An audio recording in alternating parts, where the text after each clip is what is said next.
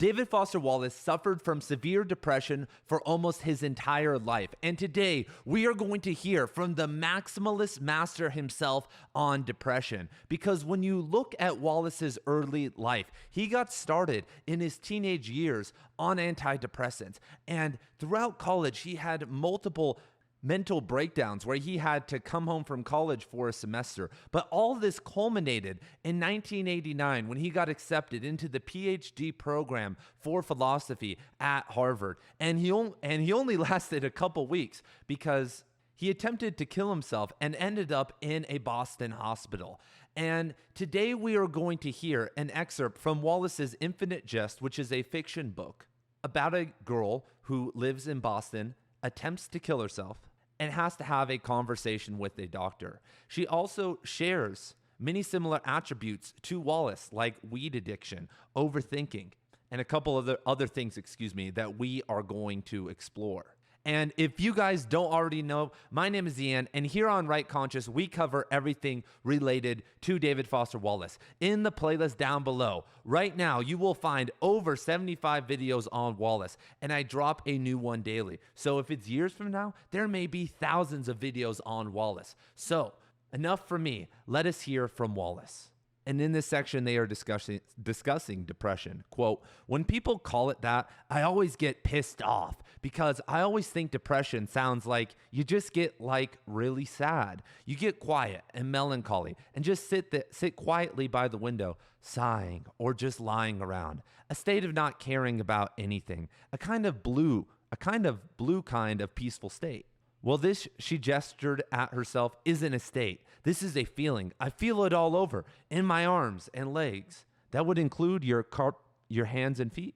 All over, my head, throat, butt, in my stomach. It's everywhere. I don't know what I could call it. It's like I can't get enough outside it to call it anything. It's like horror more than sadness. It's more like horror. It's like something horrible is about to happen. The most horrible thing you can imagine. No, worse than you can imagine, because there's the feeling that there's something you have to do right away to stop it, but you don't know what it is you have to do. And then it's happening, too. The whole horrible time. It's about to happen, and it's also happening all at the same time."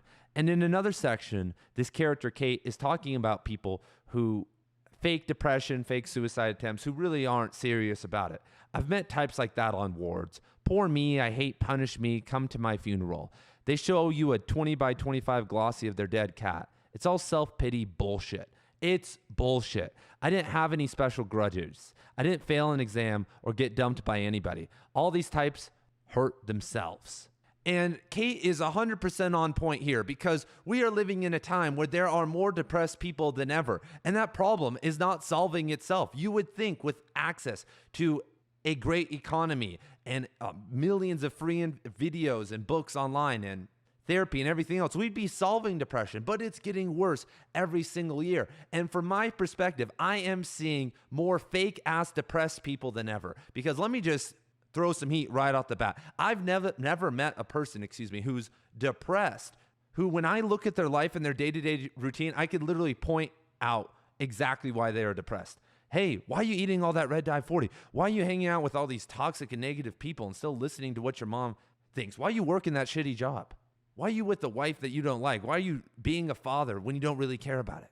And also, every person I've known who has attacked their depression through a spiritual, intellectual, emotional, and physical renewal has gotten over it. Maybe they aren't totally cured, but they aren't so depressed that they're talking about it and needing medication or any of these other things. And so let us now return to Wallace, because in this section, we are talking about something much deeper. So the cure I just gave, that mindset, is going to work for most people.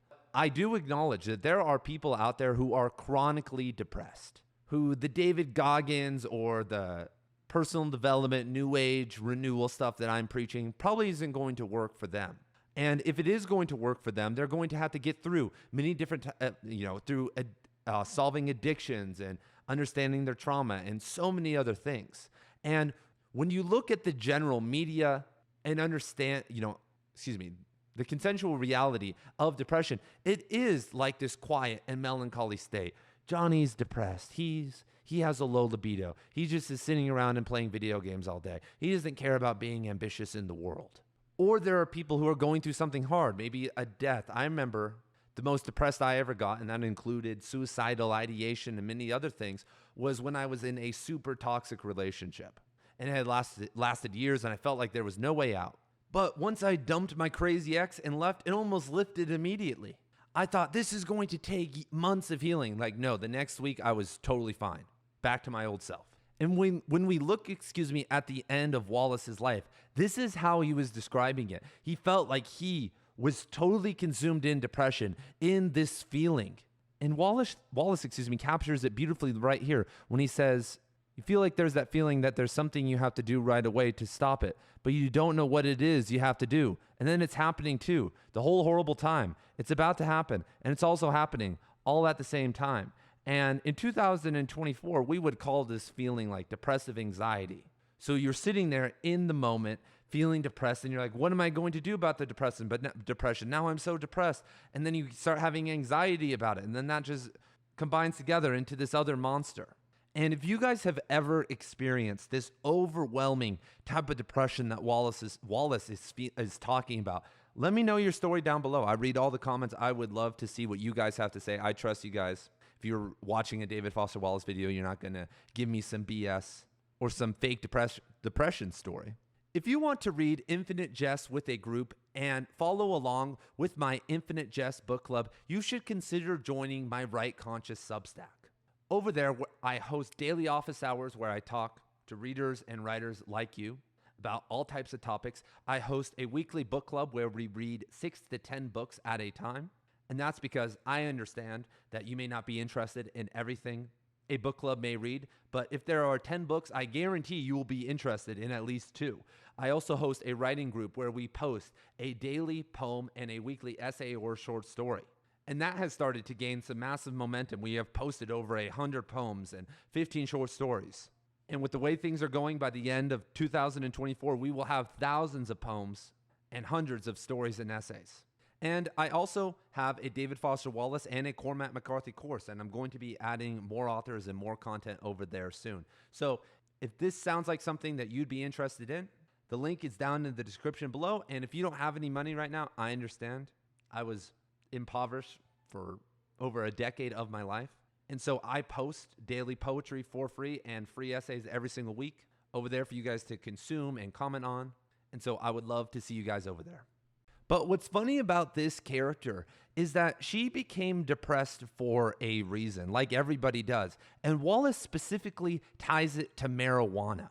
And I know in 2024, we were supposed to be all super chill about marijuana because it's legalized. And guess what? I am. But in this section, this character makes a slight reference to multiple characters who weed addictions reference, who has some dank-ass weed, who has some Jabrome and not some Susquehanna. And when we go back to the 1990s, to 1992, when Wallace is writing this, weed potency levels were not very high yet. I mean, if you got some decent weed in 1992 today, you'd be like, what the fuck is this? You'd be like, damn, this is some stress. But there were obviously people who were starting to master it and get into hydroponics and these types of things who had that type of weed. And when we're dealing, with some of the younger characters like we see in Wallace's work, who start touching some of the more high potency weed, disasters can occur. I'm sure you guys know the people who are the dab zombies, who are the weed pen zombies, who they just have their weed pen, they're hitting it all the time, and they literally have no animation, they have no drive, and they've totally misused marijuana. If you use marijuana the right way, it should help you relax deeply so that you can have more energy for your life, or it should energize you and make you more creative. But 99% of people who I know use marijuana just use it as a form of escapism or just as a form of deep pleasure. And the problem with high potency marijuana is that it gives you access to these differing states of consciousness, where you may experience light hallucinations or very deep body buzzes. You see a new perspective on almost everything in your life. But what happens when you come off of it? Because another thing you're not supposed to talk about is marijuana addiction. And I know personally, as a daily marijuana user earlier in my life for over 5+ years, that when you get off it and that shift back to reality is absolutely terrible. And if you add in someone who doesn't have a good family structure around them, a workout routine, any of these things, it's going to end up being pretty bad. And most people I know who were 10 years ago daily marijuana users are still daily marijuana users. And if they aren't, they've replaced it. The only thing I've ever seen replace it is Jesus. And I'm not a Christian, but just like they went full religious and had to swing totally to the other extreme. And so if you get so high that you're having conversations with God and you understand the control system and you start to understand the deeper layers of yourself and use it as a crutch to go out to dinner or to hang out with your friends and to laugh, and suddenly all that is gone, and all that is much easier access with high potency marijuana and edibles and that type of stuff, then you get people who are starting to get depressed. But this doesn't just end with marijuana. So David Foster Wallace had a marijuana addiction. He also had a deep addiction to nicotine for his basically entire life. He started smoking cigs when he was in middle school. And now with vaping, so I've been a high school teacher for the last 7 years, and I have seen kids who vape skyrocket in terms of depression. I have a friend who is one of the more reasonable, happy, and centered individuals I've known. But he did have a cigarette addiction. I used to live in Las Vegas, and I met him while I was working in casinos, and like a lot of casino workers, because of the late hours and just because it's kind of the culture, smoke cigarettes.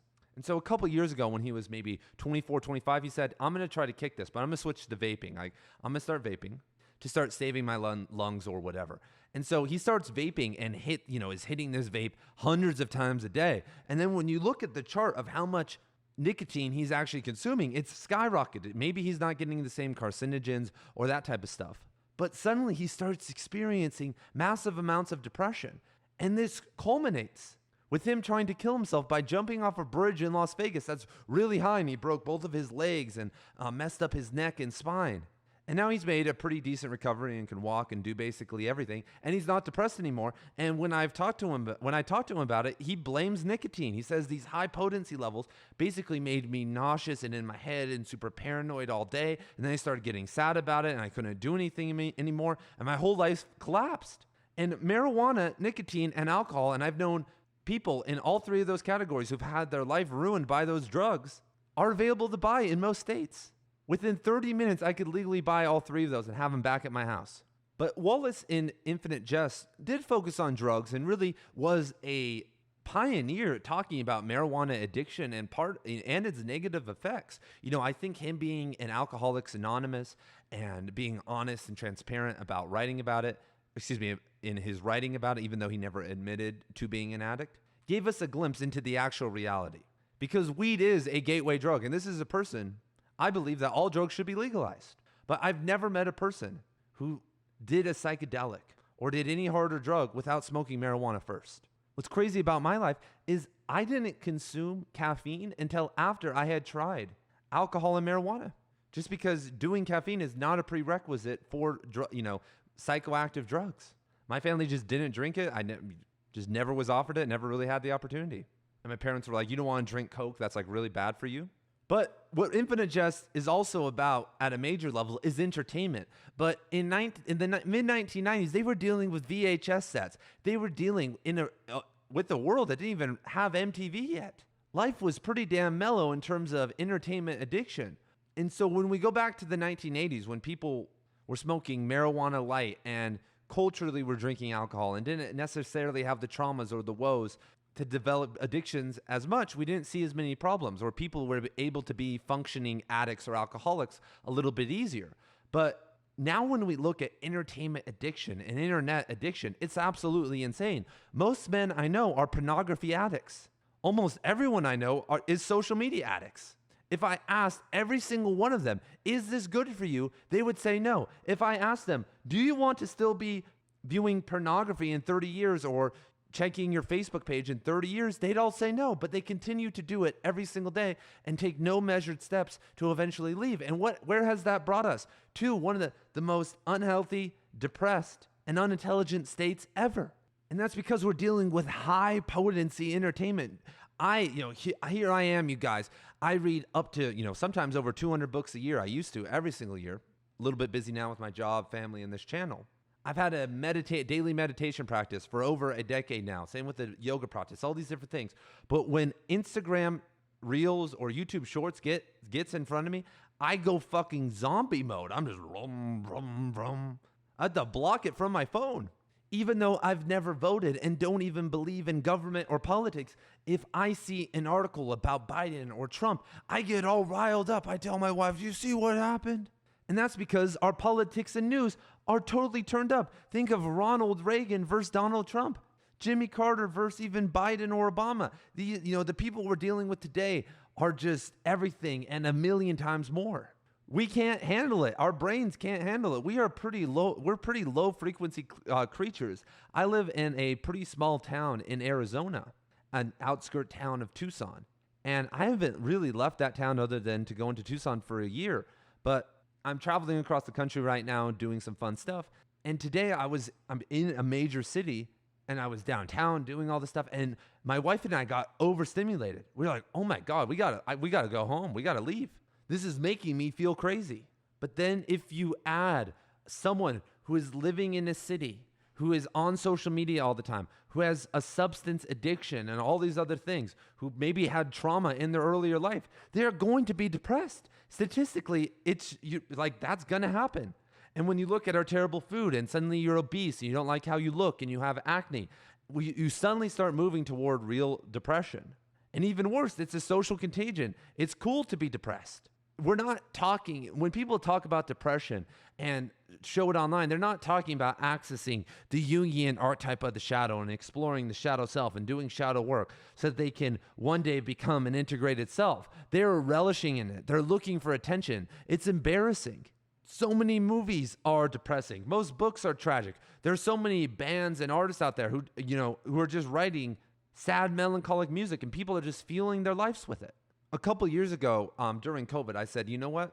I'm only going to consume positive stuff for a while. So I only listened to Indian classical and ambient music. I didn't watch any movies or TV. And I only read positive books. I read books by Tom Robbins. I don't know if you guys know him, but he's one of my favorite novelists. And instead of doing the sad boy, sad stuff, he writes about he does positive. He's writing characters in positive environments, doing positive and crazy things. But it's just as good as David Foster Wallace or Cormac McCarthy or anybody else. He broke the matrix in terms of how to write a novel and transcend the artiste manqué. And crazy enough, I felt maybe the happiest I've ever been in my life.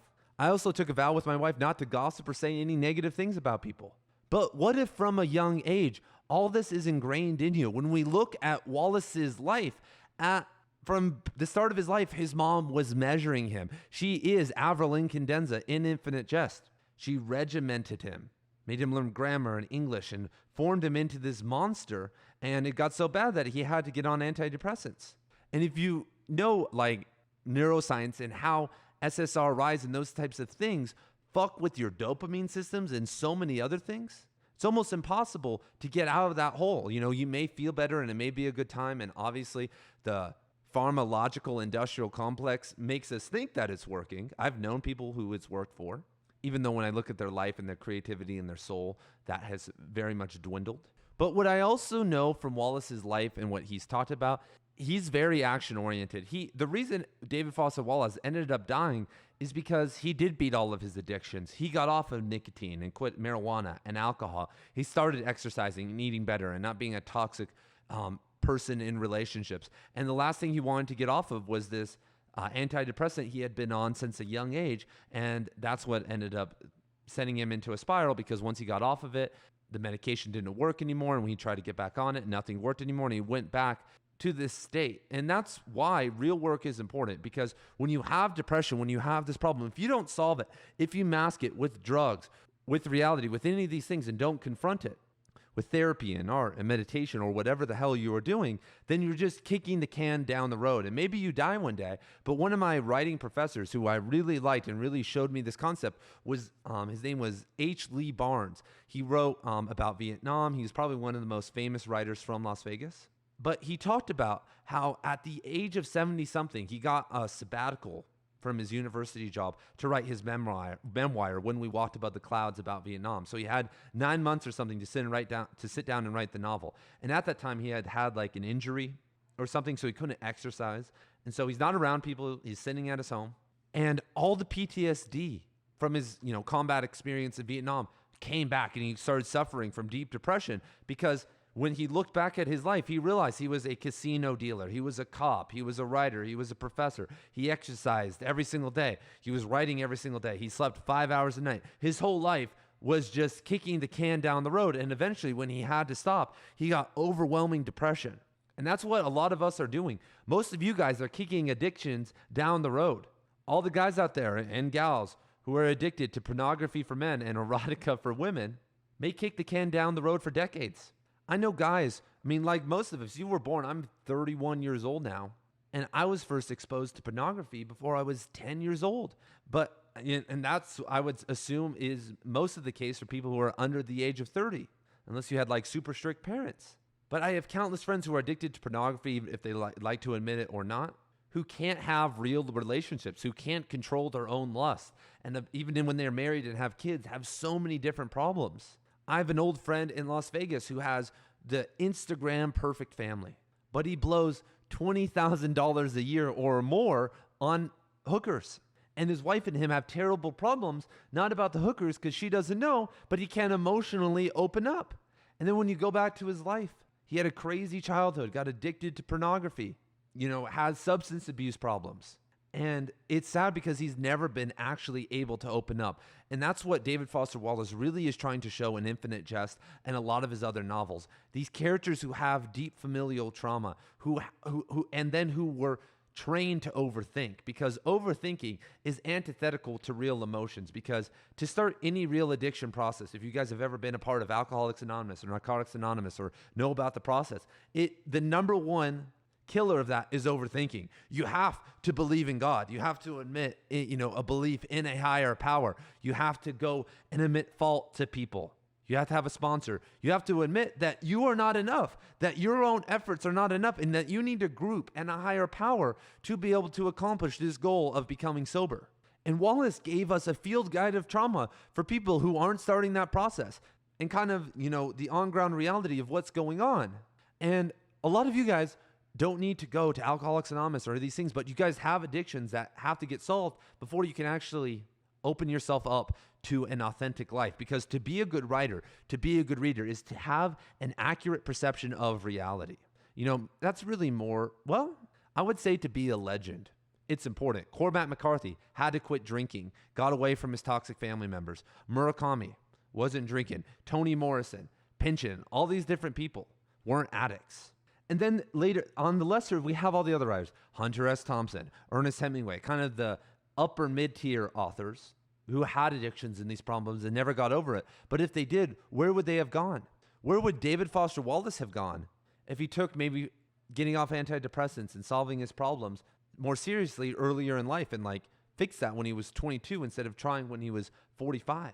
And so I know I started this video off very harshly and I was saying you can get over it and all this stuff, but most of you right now are experiencing depression. And my best advice to you is to tackle pretty hard an area of either mental, physical, emotional, or spiritual education and lifestyle that really is a weak point in your life. For instance, most of you guys don't need more intellectual thought and stimulation to cure your depression.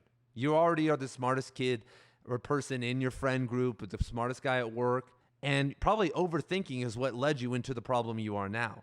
And so maybe if you learn to tap deeper into your emotions, or if you aren't into that thing, or start exploring spirituality and meditation, or really get into dialing in your physical fitness, it's going to make a marked difference. And maybe it won't solve it all, but most people have a weakness, and most of the time that's the path to a large amount of healing that will eventually snowball. Because a lot of people are trying to do all different types of things. They're like, okay, I'm going to read, and I'm going to do a little bit of meditation, and I'm going to try to be more open with my wife, and I'm going to keep a workout routine. But if you're an addict or you're depressed, or you have ADHD, which kind of goes hand in hand with depression and our dopamine culture, then that isn't going to work out. I know that. So, focus on these areas and gain mastery and gain the routine, and then move on to one of these other categories. So, what did I miss? What did I get wrong? I know this was a polarizing video. Thank you guys for being here. I believe in you, and I will see you guys in the next video.